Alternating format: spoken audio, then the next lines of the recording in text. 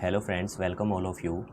Psychology की एक और नई वीडियो में आप सभी का स्वागत है। आज इस वीडियो में हम इंट्रोडक्शन ऑफ साइकोलॉजी का लेक्चर नंबर 3 डिस्कस करेंगे। Psychology is also a science. Psychology भी एक साइंस है। Psychology is the science deals with facts and principles of a particular behaviour. Psychology भी पर्टिकुलर बिहेवियर के फैक्ट्स और प्रिंसिपल्स के साथ डील करती है। It develops a theory to explain those facts, और उन फैक्ट्स को एक्सप्लेन करने के लिए एक पर्टिकुलर थ्योरी देती है। It arrives at some principle of laws, then उसके बाद में ये कुछ सिद्धांतों पर पहुंचती है। अब हम इसके कुछ एग्जांपल्स देख लेते हैं। Physics is a science which deals with fact and laws about heat, light, sound and electricity. Physics एक साइंस है जो कि हीट, लाइट, साउंड और इलेक्ट्रिसिटी के फैक्ट्स और लॉज के बारे में डील करती है। Then biology deals with living things including plants and animal. Biology deal करती है लिविंग थिंग्स के बारे में, जिसमें प्लांट्स और एनिमल्स इंक्लूडेड हैं।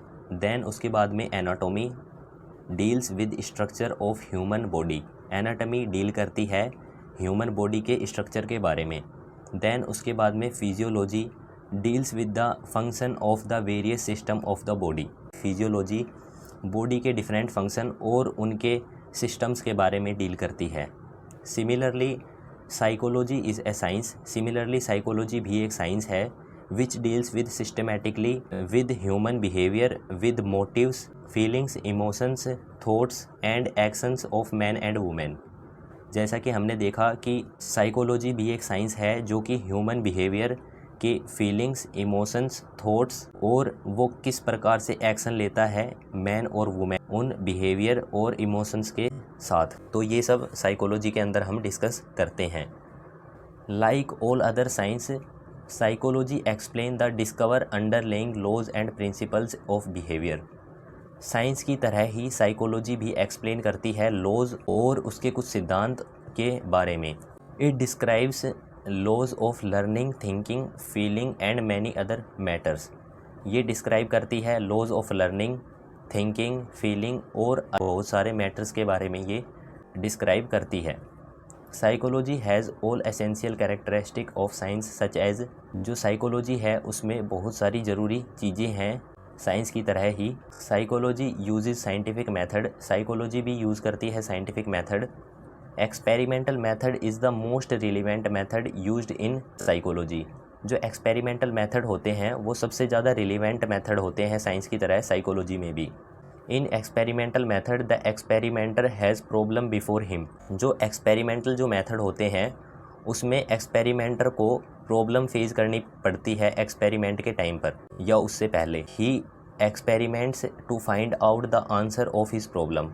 वो एक्सपेरिमेंट करता है साइंस की तरह ही साइकोलॉजी में आंसर को फाइंड करने के लिए। देन उसके बाद में साइकोलॉजी इज़ फैक्चुअल। जो साइकोलॉजी है वो भी फैक्ट्स के ऊपर बेस्ड रहती है। Psychology studies the factual behaviour. जो साइकोलॉजी है वो भी फैक्चुअल बिहेवियर्स को ही पढ़ती है और उसको समझती है। देन उसके बाद में वेरासिटी यानी कि सत्यता। Laws of psychology are veridical. Laws of psychology, psychology के जितने भी लॉज हैं वो वेराइडिकल होते हैं। बाई वेरिफिकेशन और रीवेरिफिकेशन साइकोलॉजी के principles are found to be true everywhere. Verification और रीवेरिफिकेशन के बाद में भी साइकोलॉजी के जो प्रिंसिपल्स, उसके जो सिद्धांत होते हैं वो हर जगह सही पाए जाते हैं। Examples, whenever there is same mental abnormality there is frustration behind it.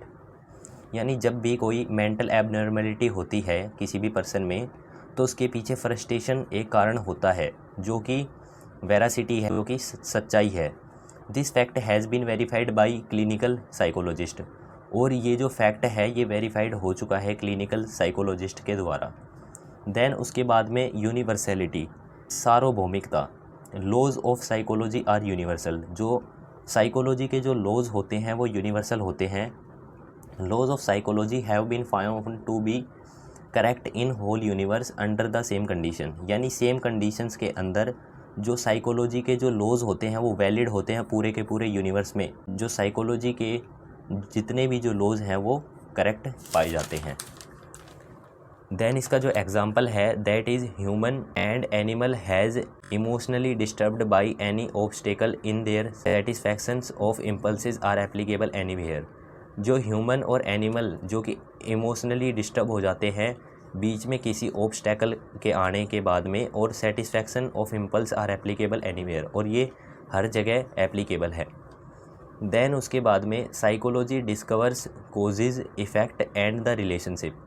जो साइकोलॉजी होती है वो डिस्कवर करती है कोज यानी कि उसके क्या कारण हैं, उसके क्या इफ़ेक्ट हैं और उसके बीच में क्या रिलेशनशिप है। Psychology not only observe behaviour between also find out causes effect and relationship behind it. Psychology ना ही सिर्फ बिहेवियर फाइंड करती लेकिन वो साथ में उसके कोज, उसके क्या कारण हैं और उसके क्या इफ़ेक्ट है रिलेशनशिप पे, वो भी देखती है। Example, psychology has discovered that's why and what circumstances makes a child to be delinquent. यानी कि साइकोलॉजी ये भी डिस्कवर करती है कि किन सर्कमस्टांसेस में, यानी कि किन रीजंस की वजह से जो एक चाइल्ड है वो डेलिक्वेंट यानी अपराध की दुनिया में गया। ये सारी चीज़ें भी जो साइकोलॉजी है वो डिस्कवर करती हैं। देन उसके बाद में predictability. Psychology predict the human behaviour. Psychology जो है वो प्रिडिक्ट करती है ह्यूमन बिहेवियर को by the discovery of cause effect and relationship. Psychology also predict human behaviour and the prediction is generally correct. Discovery के बेसिस पे, उसके कोज के बेसिस पे और उसके क्या इफ़ेक्ट होंगे, इनके बेसिस पे जो साइकोलॉजी है वो प्रिडिक्ट करती है ह्यूमन बिहेवियर को, और जो कि जनरली करेक्ट होते हैं। That is why in the progressive countries appointment to the different posts is made on base on the psychological test. इसीलिए जो प्रोग्रेसिव जो कंट्रीज़ हैं यानी कि जो डेवलप्ड कंट्रीज़ हैं उनमें जो भी अलग अलग पोस्ट होती हैं उनका अपॉइंटमेंट साइकोलॉजिकल टेस्ट के आधार पर होता है। From the analysis of the nature of the psychology it is clear that psychology is an exact science. जो साइकोलॉजी है वो क्लियर हो जाती है कि वो एक एग्जैक्ट साइंस है इन सब बातों के बाद में। आई होप आपको ये लेक्चर समझ में आया होगा। Thank you.